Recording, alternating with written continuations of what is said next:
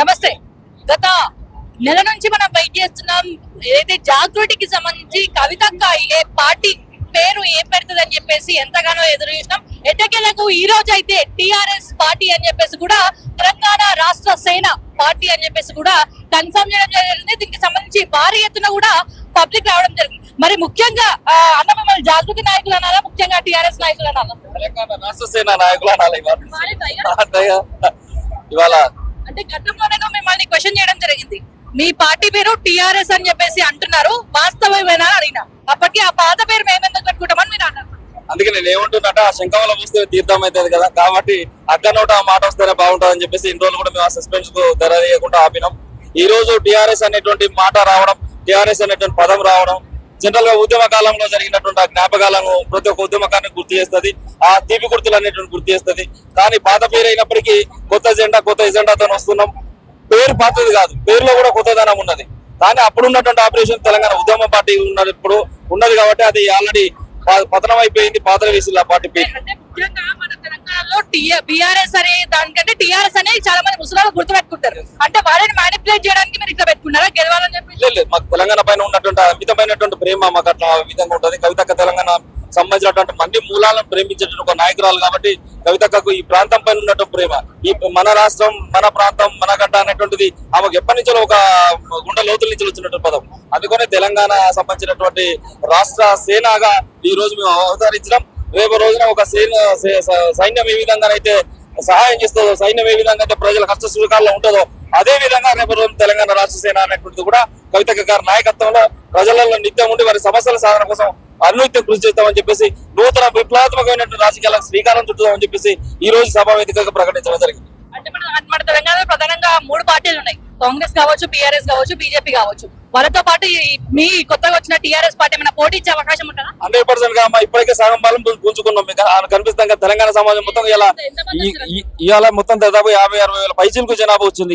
ఇక్కడ జరుగుతున్నటువంటి స్థలం కూడా సరిపోవట్లేదు. లోపల బహిరంగంగా సభను తలపిస్తుంటే బయట 2-3 ప్రాంతాల్లో ఇటు రైట్ సైడ్ లెఫ్ట్ సైడ్ కూడా సేమ్ బహిరంగ సభను తలపించే విధంగా జనం ఉన్నారు. మీరందరూ కూడా చూస్తూనే ఉన్నారు. కాబట్టి తెలంగాణ సమాజం అంతా కవితక్క వైపు చూస్తున్నది, ఒక ఆశాదీపం లాగా చూస్తా ఉన్నది, భవిష్యత్తు తరాల నాయకురాలుగా చూస్తా ఉంది, యువకులకు పెద్దపీట వేసేటువంటి నాయకురాలుగా చూస్తా ఉంది. కాబట్టి అవకాశాలు మెండుగా ఉన్నాయి మా పార్టీకి రేపు అధికారంలో రావడానికి కూడా.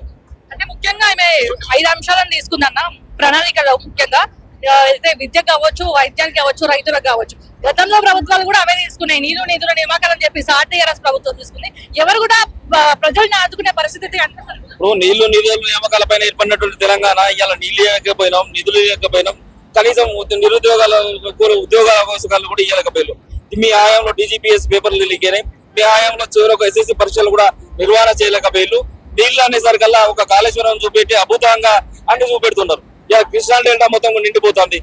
మహబూబ్నగర్ అంతా కూడా ఎండిపోతుంది కరువుతోని. మళ్ళీ మహబూబ్నగర్ ముంబై బస్సులు వస్తున్నాయి. అంటే నీరు అనేటువంటిది శాశ్వత పరిష్కారంగా ఉండాలి కానీ కేవలం తాత్కాలిక ప్రయోజనాల కోసం కలవాటులు నింపి కాలువలు బారిస్తే కాదు. కాబట్టి కాంక్రీట్ లెవెల్ వరకు నీళ్లు చేరాలి. ఇలా నిధులు తీసుకొచ్చే పరిస్థితి లేదు. ఈ ప్రాంతం నుంచి ఉద్యమ పార్టీ అని చెప్పుకున్న పార్టీ ఒక్క ఎంపీ స్థానం కూడా గెలవలేకపోయింది. చివరకు ఇక్కడ ఉన్నటువంటి ఎంపీలు అందరూ కూడా నోర్లు మెదపట్లేరు, విభజన హామీలు తీస్తలేరు, బడ్జెట్ లో గుండు సున్నా వచ్చినా ఎవరు పట్టించుకుంటలేరు. కాబట్టి ఈ ప్రాంతాన్ని ప్రేమించే పార్టీగా ఈ ప్రాంతం నుంచి 17 పార్లమెంట్ ఏవైతే ఉన్నాయో వాటికి మా అభ్యర్థులు కూడా రేపు రోజున ఉంటారు. డీలిమిటేషన్ ల అభ్యర్థులు పెరిగిన యావత్ తెలంగాణ మొత్తం కూడా సింగిల్ గానే పోటీ చేయడానికి తెలంగాణ రాష్ట్ర సేన సిద్ధంగా ఉందని చెప్పి సందర్భంగా చెప్తున్నాం. సామాజిక న్యాయం కోసం పోరాడుతారు. ఆ సామాజిక న్యాయం ఇప్పుడు రాజకీయాలకు వస్తే సాధ్యమవుతుందా? 100% అది కావాలి. రాజకీయంగా సాధ్యపడితేనే అవుతుంది. మేము సంస్థగా ఉన్నప్పుడే సామాజిక తెలంగాణ కోసం, సామాజిక న్యాయం కోసం పోరాడాం. మా వర్కింగ్ ప్రెసిడెంట్ కూడా మేము ఒక గిరిజన బిడ్డను పెట్టినాం. రేపు మా తెలంగాణ రాష్ట్ర సేన సంబంధించినటువంటి పార్టీ కూడా భవిష్యత్తు తరాలకు సామాజిక న్యాయాన్ని అందించే విధంగా, విద్యా వైద్యాన్ని ఉచితం చేసే విధంగా కూడా రేపు కృషి చేస్తుంది. ఇలా నిధుల నియామకాలు వీళ్ళు చెప్పినప్పటికీ కూడా ఇంప్లిమెంటేషన్ లేదు. అది కూడా మా భుజ స్థానాలపై మేము ఎత్తుకోబోతున్నారు. రేపు రోజున ఈ రాష్ట్రంలో సగటు మనిషికి కావాల్సింది ఏంటి? ఒక విద్య కావాలి, వైద్యం అనేటువంటిది కావాలి. ఆ రెండింటిని ఇచ్చినప్పుడు ఖచ్చితంగా ప్రజలు మమ్మల్ని ఆదరిస్తారు, కడుపున పెట్టుకుంటారు అని చెప్పి కూడా ఈ సందర్భంగా ఆశిస్తారు. ముఖ్యంగా ఇప్పుడు మేము ప్రతిపక్ష లాగా మేము పోరాడతాం, తర్వాత అధికార పక్షంకి మేము వస్తామంటాం. సాధ్యమవుతుందా?